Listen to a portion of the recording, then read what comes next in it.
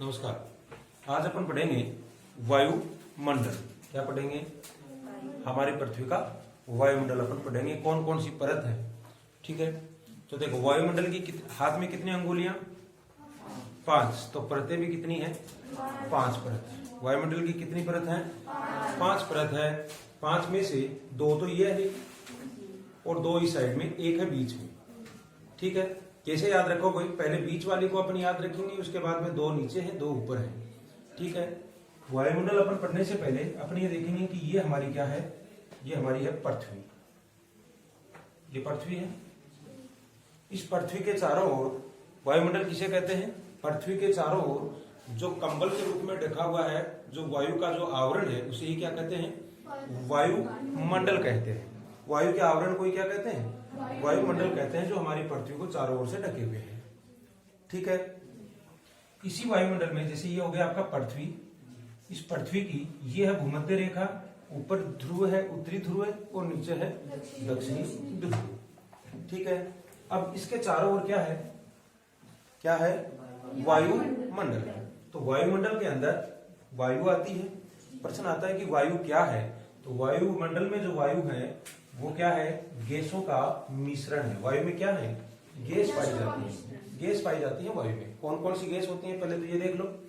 देखो, वायु के अंदर जो सबसे ज्यादा मात्रा में सममांगी मिश्रण है, वायु क्या है? मिश्रण है, गैसों का मिश्रण है वायु, है ना। और उसी से वायुमंडल बना है। तो देखिए, सबसे ज्यादा मात्रा में, कई बार परीक्षा में प्रश्न आता है कि सबसे अधिक मात्रा में पाई जाने वाली गैस का क्या नाम है, तो क्या आएगा? एन का मतलब नाइट्रोजन। कौन सी होती है? नाइट्रोजन। यदि इस पूरे वायुमंडल को अपन 100 मान लें तो उनमें से 78% क्या है? नाइट्रोजन है, ठीक है। उसके बाद में अपन बात करते हैं ऑक्सीजन, O2। ऑक्सीजन। प्रश्न आता है कि 2 नंबर पर कौन सी गैस पाई जाती है? ऑक्सीजन। लगभग 21% है, और इसको अपन पॉइंट में लिखेंगे तो 20.93%, यानी लगभग 21% क्या है? ऑक्सीजन पाई जाती है। उसके बाद में यहां पर 20.93 है, तो अब आपको एक आर्गन, आर्गन गैस आप बताओगे। 20 है तो इसको आप 0 कर दो, और 0.93%, ये क्या है? आर्गन पाई जाती है। और कई बार चौथे नंबर पर जो गैस है आपकी, वो है कार्बन डाइऑक्साइड, CO2। और CO2 की मात्रा कितनी है वायुमंडल में? CO2 की है 0, फिर वापिस 0 और 3। कैसे? 1 2 3, 3 संख्या लिखी है आपने, और 0 पहले, फिर पॉइंट, फिर 0, है ना, और फिर क्या आ जाएगा? 3। ये भी कई बार परीक्षा में प्रश्न है कि कार्बन डाइऑक्साइड की मात्रा कितनी है, तो 0.03% है, ठीक है। ये सारी गैसें आपस में मिल गई और मिलकर के किसका निर्माण किया? वायु का निर्माण किया। तो वायु क्या है? तो वायु इन गैसों का क्या है? मिश्रण है। गैसों का क्या है? मिश्रण। क्लियर यहां तक बात? अब देखिए, किस हिसाब से वायु के अंदर सबसे भारी गैस कौन सी है? तो वायु की इनमें जो सबसे भारी गैस है वो है कार्बन डाइऑक्साइड, ठीक है। अब इसकी अपन 5 परत बना रहे हैं। तो ये देखो, एक परत अपने यूं बनाई, ठीक है, वायु का आवरण, एक आवरण। उसके बाद में ये अपन ने बनाया दूसरा आवरण। उसके बाद में ये बनाया अपन ने तीसरा आवरण। उसके बाद में ये बनाया आपने चौथा आवरण, ठीक है। एक बच गया, वो बाहर हो गया, ठीक। अब नाम क्या क्या है? कितने परत होगी वायु की? 5 परत है, 5 परतें हैं। पहली जो परत है, जो हमारी पृथ्वी के बाहर की ओर है, इसे बोलते हैं क्षोभ मंडल। क्या बोलते हैं? क्षोभ मंडल, ठीक है। उसके बाद में 2 नंबर पर जो आती है उसे बोला जाता है, सॉरी, ये क्षोभ मंडल, ये तो दूसरी आ गई, ये फर्स्ट मत देखो इसको। या पहली को क्या बोलते हैं? क्षोभ मंडल। इसके बाद में दूसरी दूसरी है, इसको बोलते हैं समताप मंडल। क्या बोलते हैं? समताप मंडल। तीसरी परत है। अब ये तीसरी जो आ गई है बीच में है। मैंने अभी बताया था हाथ की अंगुलियां दो इधर तो एक बीच में बची। बीच को बोलते हैं मध्य। क्या बोलते हैं? मध्य। इसलिए इसका नाम हो गया मध्य मंडल। क्या हो गया? मध्य मंडल। ठीक है। उसके बाद में मध्य मंडल के बाद में जो परत आती है इसका नाम है आयन मंडल। क्या नाम है? आयन मंडल। ठीक है। अब आयन मंडल के बाहर क्या है? जो बाहर है उसे बोल दिया जाएगा बहिर्मंडल। क्या बोल दिया जाएगा? बहिर्मंडल। यानी जो क्या है? बाहर की ओर। बहिर्मंडल। कितनी परत होगी वायुमंडल की? 5। पृथ्वी के सबसे नजदीक क्षोभ मंडल, उसके बाद में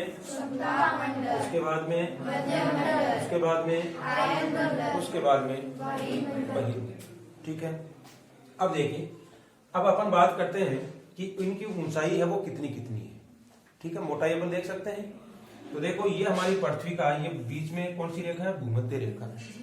यहां से आप देख रहे हो यहां तो दूरी ज्यादा है कि नहीं? जबकि ये ध्रुव ऊपर की तरफ है और ये नीचे की तरफ है, यानी ये दूरी क्या है? कम है, और ये दूरी क्या है? ज्यादा है। यानी इस क्षोभ मंडल की ध्रुव की तरफ जो होती है मोटाई, वो है पृथ्वी की तल से कितनी? 8 किलोमीटर तक। कितने किलोमीटर तक? 8 किलोमीटर तक। जबकि भूमध्य रेखा पर इसकी दूरी है 8 में 1 इधर लगा दो, फिर कितने हो गए? 18 किलोमीटर। अब इन दोनों का एवरेज निकालते हैं, औसत निकालते हैं। तो प्रश्न आता है कि औसत दूरी कितनी है, कितनी ऊंचाई तक है हमारी पृथ्वी के चारों ओर क्षोभ मंडल? तो कितना बताओगे? इसका एवरेज आता है, क्षोभ मंडल पहली कितनी दूर हुई? एवरेज आता है 12 किलोमीटर। अधिकतम कितनी दूरी है? 18। अधिकतम कितनी है? 18। और ध्रुवों पर कितनी है? 8 किलोमीटर। यानी एवरेज इसका औसत निकाला तो कितना आया? लगभग 12 से 13-15 किलोमीटर तक अपनी क्या है? क्षोभ मंडल है। ठीक है। उसके बाद में अपन चलते हैं, पहले दूरी देख लेते हैं। 2 नंबर पर कौन सी आई? हमारे इस पृथ्वी के तल से 2 नंबर की जो परत है वो हुई आपकी, दूसरी जो है वो है 50 किलोमीटर तक। कितनी दूर? 50 किलोमीटर। जिनमें से 18 किलोमीटर ये कम कर दो, बाकी बची हुई क्या है? 19 से लगा करके 50 तक की कौन सी आ गई? समताप मंडल।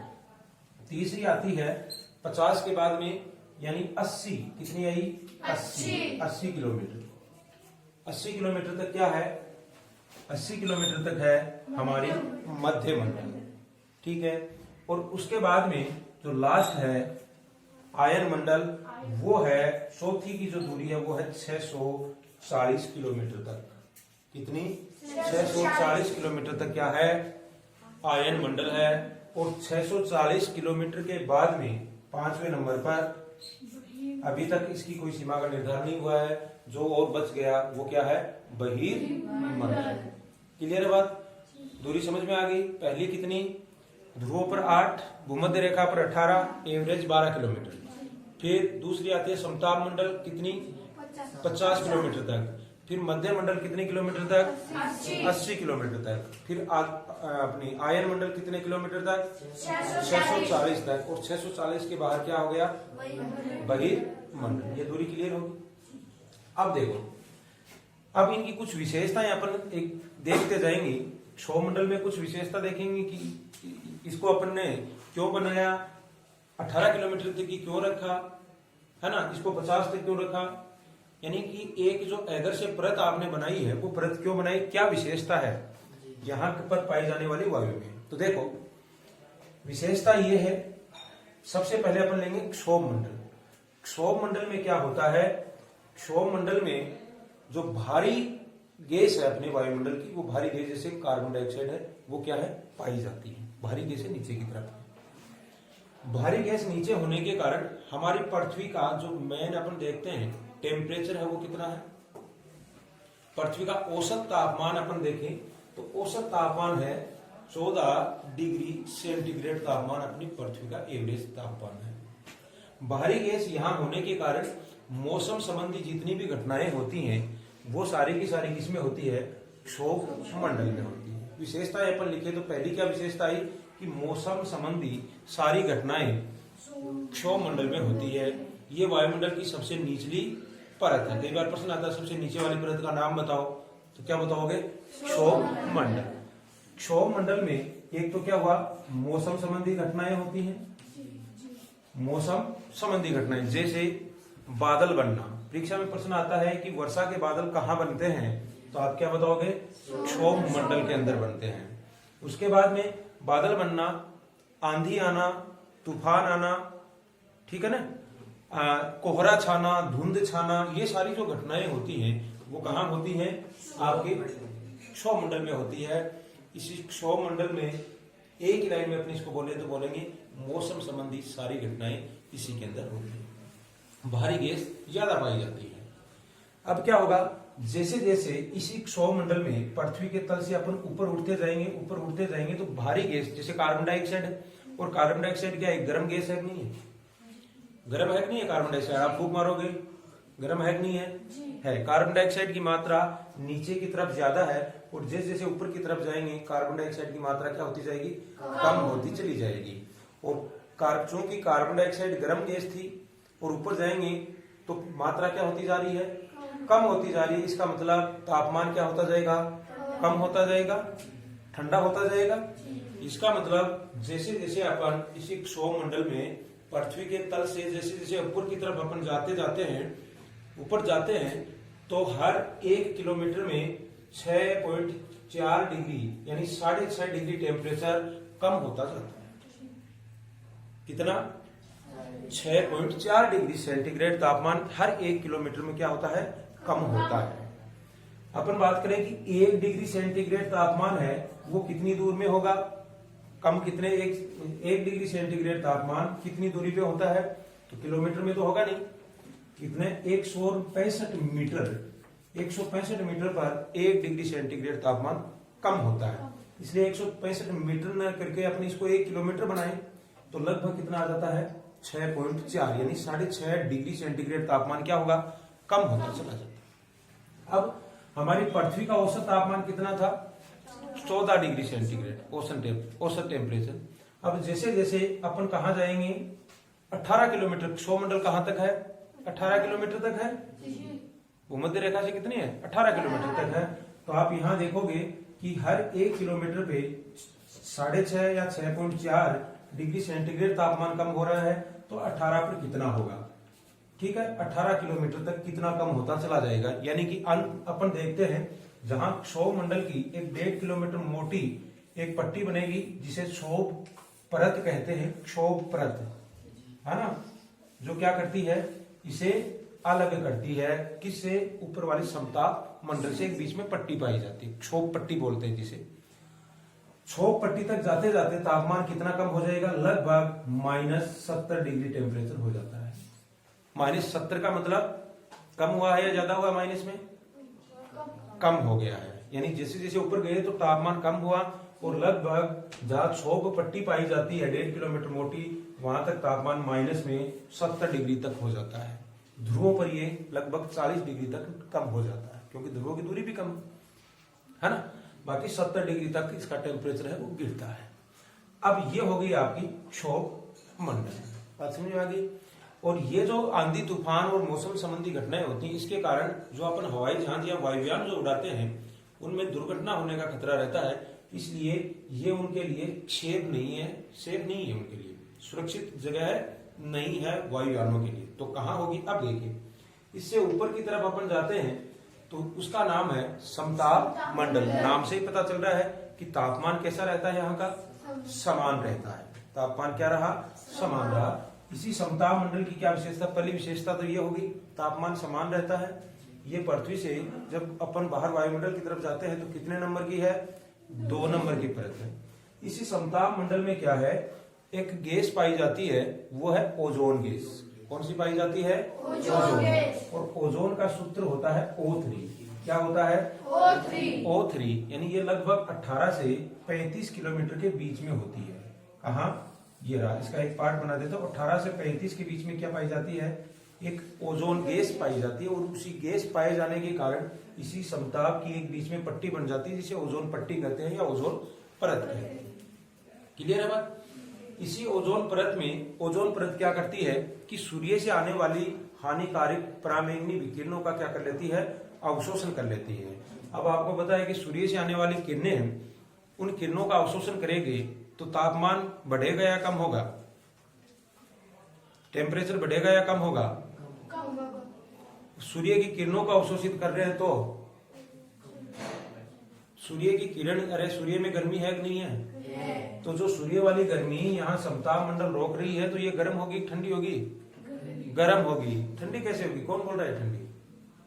ये ठंडी कैसे होगी? जब सूर्य की गर्मी को यहाँ रोक लिया गया है तो तापमान तो बढ़ेगा, कम थोड़ी होगा।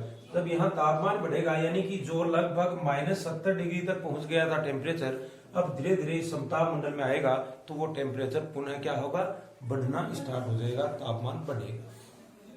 ठीक है, जब यहाँ तापमान बढ़ेगा तो तापमान बढ़ करके जब ये ऊपर समताप पट्टी आएगी 50 किलोमीटर तक, इस समताप पट्टी तक जाते जाते तापमान 0 डिग्री सेंटीग्रेड तक आ जाएगा। जो -70 था वो कहां तक, जीरो समताप पट्टी तक पहुंचते पहुंचते कितना हो गया, 0 डिग्री सेंटीग्रेड तक आ गया। पिछले दिनों एक परीक्षा में प्रश्न आया था कि समताप मंडल में, नहीं प्रश्न आया था 0 डिग्री सेंटीग्रेड टेम्परेचर वायुमंडल की किस परत में पाया जाता है, तो कौन सी में आएगा, कौन सी में आएगा, समताप मंडल में। इससे जो विशेषता आ गई वो आपकी समझ में आ गई। दूरी कितनी है, 50 किलोमीटर तक है। कौन सी गैस पाई जाती है, ओजोन गैस। ओजोन गैस क्या करती है, सूर्य से आने वाली जो हानिकारक अल्ट्रावायोलेट किरणें हैं, पराबैंगनी जो किरणें, उनको रोकती है। और ये किरणें यदि हमारी पृथ्वी तक आ जाती तो क्या होता, भयंकर गंभीर बीमारियां हो जाती। इसलिए ओजोन ने उनको क्या किया है, और रोका है। ओजोन ने जब रोक दिया इसलिए ओजोन को क्या कहा गया, हमारी जीवन रक्षक परत भी कहा जाता है ओजोन गैस को, जहां ओजोन की सघनता होती है। अब बात करते हैं कि इसी पूरी समताप मंडल के अंदर ओजोन है वो ज्यादा कहां पर होती है ना? तो ये है 18 से 35 के बीच में ओजोन की सघनता होती है, यानी निचले पार्ट में ज्यादा होती है। और जबकि ये समताप मंडल कहां तक है, 50 किलोमीटर तक है, यानी ऊपर 35 से ऊपर 36, 37, 38, 50 तक हो गए, यानी वहां पर ओजोन की सघनता क्या है, कम है। क्या है, कम होती है। ठीक है, तो ये हो गया आपका समताप मंडल। इसलिए यहाँ पर वर्षा संबंधी कोई, अपने मौसम संबंधी कोई घटनाएं नहीं होती हैं। यहाँ पर बादल भी नहीं बनते हैं, आंधी तूफान भी नहीं आते हैं, है ना? और इसलिए ये सारी घटनाएं नहीं होने के कारण इस समताप मंडल को वायुयानों के उड़ान के लिए उपयुक्त जगह माना जाता है कि भाई यहाँ पर उड़ा लीजिए, है ना, कोई बाधा नहीं आएगी। अब अपन बात करते हैं, तो ये हो गया आपकी समताप मंडल। इस समताप मंडल में कुछ छोटे छोटे जैसे कि धूल के कण हैं, वो धूल के कण जब जलवाष्प इनके साथ में मिल जाती है तो सूर्य की किरणों से ये चमकने लगते हैं, इसलिए इन्हें क्या कहा जाता है, मोतियों वाले बादल कहा जाता है। तो प्रश्न आता है मोतियों के बादल कहाँ पाए जाते हैं? मोती होते हैं ना, मोती चमकते हैं नहीं चमकते? मोतियों के बादल कहाँ पाए जाते हैं? मोतियों के बादल समताप मंडल में पाए जाते हैं, जबकि वर्षा वाले बादल कहाँ पाए जाते हैं? क्षोभ मंडल में पाए जाते हैं। ये मोती जो बादल हैं ये चमकते हैं, बाकी ये कोई बारिश नहीं करते। क्लियर है बात? अब अपन चलते हैं कौन सी में, मध्य मंडल में। मध्य मंडल की ऊंचाई जो मैंने बताई थी आपको 50 से कितनी है, 80 के बीच में है, और जमीन से 80 किलोमीटर तक क्या है, मध्य मंडल। अब इस मध्य मंडल में भी अपन 2-3 बातें कर लेते हैं। एक तो ये सबसे बीच की परत है। तापमान की अपन बात करते हैं तो यहाँ पर जैसे ही ओजोन परत खत्म होती है या समताप मंडल पूरी होती है, 0 डिग्री पे आ जाता है। अब यहाँ से पुनः ऊपर जाने पर क्या होगा, तापमान में गिरावट आएगी, अब कमी आएगी, क्योंकि ओजोन तो है नहीं, सूर्य का अवशोषण यहाँ हो नहीं रहा है, इसलिए अब क्या होगा, तापमान में पुनः गिरावट आएगी। और यहाँ 50 से 80 तक जाते जाते, 80 किलोमीटर है ना ये इसका अंतिम भाग, 80 किलोमीटर तक जाते जाते ये जो टेम्परेचर है वो माइनस में हो जाएगा 100 डिग्री सेंटीग्रेड तक। कितना हो जाएगा, माइनस में। माइनस का मतलब कम है या ज्यादा, कम हुआ है। माइनस में तापमान गिर गया और -100 तक पहुंच जाता है, 100 डिग्री सेंटीग्रेड तक। अब यहां से मध्य मंडल का मध्य भाग कोई पूछ ले कि मध्य भाग में कितना डिग्री सेंटीग्रेड टेम्परेचर है, तो बता सकते हैं यानी यहाँ चोटी तक 100 है, हो गया माइनस, तो इसके बीच में कितना आया, माइनस में 50 डिग्री सेंटीग्रेड तापमान आ गया। इसमें और क्या घटनाएं होती हैं, तो देखो कई बार आपने उल्का और उल्का पिंड पढ़े हैं। उल्का यानी जो टूटते हुए तारे होते हैं। तो जो कुछ क्षुद्र ग्रह होते हैं हमारे इसमें सौर मंडल में, जो क्षुद्र ग्रह होते हैं, जो पत्थर के टुकड़े होते हैं, वो कुछ पत्थर के टुकड़े कई बार क्या होता है कि पृथ्वी के आकर्षण के कारण, हमारी पृथ्वी से आकर्षित करती है गुरुत्वाकर्षण के कारण, वो पत्थर के टुकड़े टूट करके हमारे इस वायुमंडल में प्रवेश कर जाते हैं।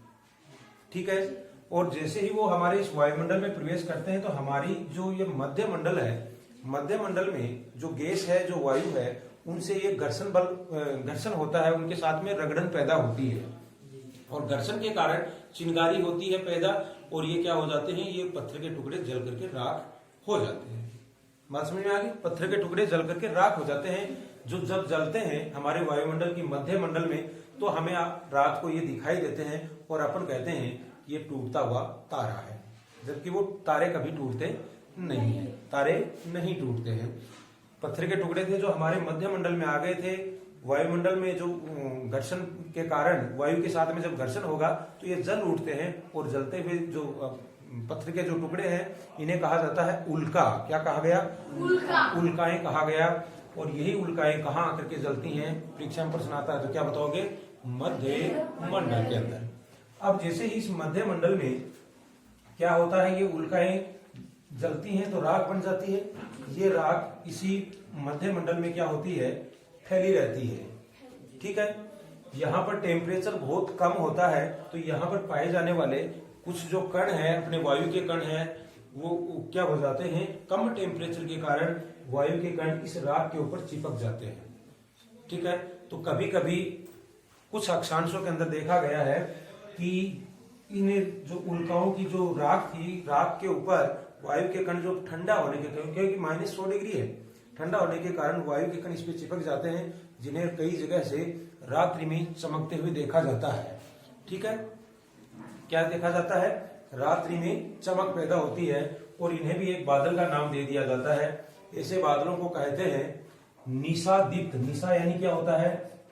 निशा यानी रात होता है, नहीं होता है? दीप्त का मतलब होता है प्रकाश, चमक, यानी जो रात में चमकने वाले बादल। प्रश्न आता है निशा दीप्त बादल कहाँ पाए जाते हैं? तो कहाँ पाए जाते हैं? मध्य मंडल के अंदर पाए जाते हैं। तो ये आपकी हुई मध्य मंडल। ठीक है, इसके बाद में जो आती है 4 नंबर की, उसका नाम है आयन मंडल। ये कितनी है? 640 किलोमीटर ऊंचाई तक है। अब अपन बात करते हैं इसके अंदर अब पुनः क्या होता है, तापमान है वो कुछ जगह धीरे धीरे अब कम होता जाता है, कम होता जाता है। और इसके अंदर यहाँ जो आयन मंडल है, इसके अंदर प्रोटॉन और इलेक्ट्रॉन का वाले कण पाए जाते हैं। वायु के अंदर आवेश पैदा हो जाता है, धनावेश और ऋणावेश। यानी कि यहाँ की जो वायु है, इस वायु में क्या होगा, क्योंकि हल्की वायु, जो हल्की गैसें हैं वो यहाँ पाई जाती हैं, और हल्की गैसों के बीच में क्या हो जाता है, आवेश पैदा हो जाता है, धनावेश और ऋणावेश, जिसके कारण हमारी इस पृथ्वी की सतह पर जब अपन बैठे रहते हैं और यहाँ से जब रेडियो तरंगे छोड़ते हैं, तो ये रेडियो तरंगे यहाँ से जाती हैं और आयन मंडल से टकरा करके पुनः क्या होती हैं, हमारे पृथ्वी तक पहुंच जाती है। जिससे अपन देखते हैं कि टीवी का प्रसारण होता है, रेडियो का प्रसारण होता है, लाइव प्रसारण जो आता है अपन घर बैठे देखते हैं, है ना। प्रसारण कहाँ हो रहा है? प्रसारण हो रहा है दिल्ली में, बंबई में, जबकि हम उस चीज को देख रहे हैं कहाँ पे? हमारे घरों में बैठ करके देखते हैं। वो कारण क्या है कि मान लीजिए यहाँ पर कोई स्टूडियो है जहां पर किसी भी चीज की शूटिंग हो रही है, या किसी अपने नेता का कोई भाषण चल रहा है जिसे हम लाइव देखते हैं, वहां पर जो सैटेलाइट होगा वो सैटेलाइट क्या करता है, यहाँ से रेडियो किरणें छोड़ता है, रेडियो तरंगे छोड़ता है। वो रेडियो तरंगे कहाँ जाती हैं? सीधे हमारे वायुमंडल में जाती हैं, और वायुमंडल में आयन मंडल से जाकर के टकराती है, वहां से पुनः आवेशित हो जाती है। आवेशित होकर के और जहां जहां पर अपने जो सेट अपने खोल रखे हैं, रेडियो सेट है या टीवी सेट है, तो वहां पर ये पुनः पहुंचती है। तो प्रश्न आता है आयन मंडल में, आयन मंडल की मुख्य विशेषता क्या है? तो आयन मंडल की जो वायु होती है उसके अंदर आयनन पाया जाता है, आयन पाए जाते हैं, आवेश पाया जाता है। ठीक है, तो रेडियो का प्रसारण वगैरह उसके लिए उत्तरदायी कौन सी है परत? आयन मंडल। ठीक है, इसके बाद में बस यही सवाल इससे आता है, इसमें किसी प्रकार के कोई बादल नहीं बनते हैं। दूरी मैंने आपको बताई दी, टेम्परेचर इसके अंदर भी क्या होता है, गिरता है। ठीक है, तो यहां से जो तरंगे जाती है वो आयन मंडल से टकरा करके ही हमारे यहां तक अब पहुंचती है। अब बात करते हैं बहिर्मंडल। बहिर्मंडल क्या है, आयन मंडल के ऊपर वाला, जिसकी अभी तक जो ज्ञात नहीं कर पाए हैं, बहिर्मंडल ही है। निश्चित दूरी, इसकी कोई निर्धारित ऊंचाई नहीं की है, यानी कि आयन मंडल के ऊपर वाला पार्ट क्या कहलाता है, बहिर्मंडल कहलाता है। ठीक है बात।